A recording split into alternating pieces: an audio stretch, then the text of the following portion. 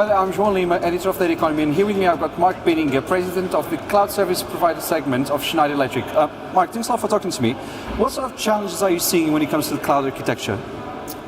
Well, I think if you look at what the cloud architecture was built on, to address the needs of an evolving digital economy,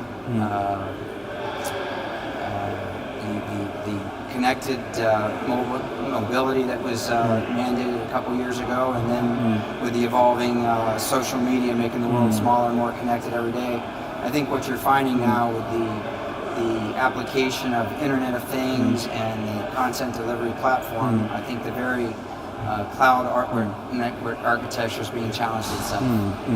But what sort of challenge are you seeing? So what's strengthening the architecture and making it change completely? So I think if you look at the three fundamental building blocks of the cloud architecture, speed, scale, cost, what you're finding is as we go through large distances or speed, the network is starting to bog down when it comes to latency, bandwidth, and it's also running into some governance issues, which is creating the need for a more agile network. And then you mentioned the digital economy, so which is a huge strain of data that's coming at everyone, data center providers, cloud providers, everyone. How is Schneider working to cope with the new data? So how are you preparing your solutions, cloud solutions, to provide the needed architecture for your customers? I think from an overall architecture itself, the technology is there. I think what it leads to is a topography where you have a connected device leading to a localized data center, which we define as 1 to 10 servers, possibly then into a regional data center, and then if you need further analytics and monitoring at the cloud, then it would go into the cloud at that point. And then it's very interesting that you mentioned the regional, the localized, and the central data centers. Will it be possible for a provider, so let's talk for example like Equinix, Digital Realty, Interaction, one of those sort of colocation providers, would it be able for them to own microsites, regional and centralized? Can they build a sort of network, or will it be like a network of networks that will just work around? So we definitely see it being a network of various networks and interlocks,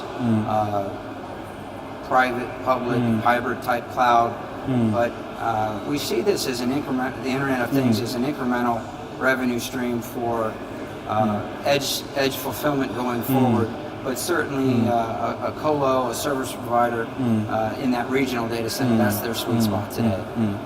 Okay, and so then up to you now. So in your job, what are you seeing? What are customers telling you when it comes to clouds? What are they struggling with the most in deploying clouds? For example, going from a public to a private or private to public, adopting the hybrid style. What are the main issues they are pinpointing to you?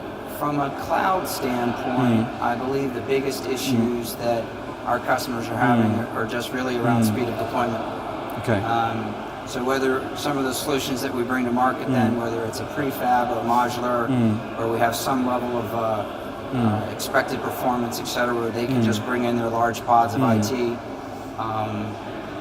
it's up into including some type of power SCADA that helps them manage some of their variables inside the data center from a cloud standpoint. And then in the next couple of months, so by the end of 2017, what are we going to be hearing from you when it comes to clouds and Schneider?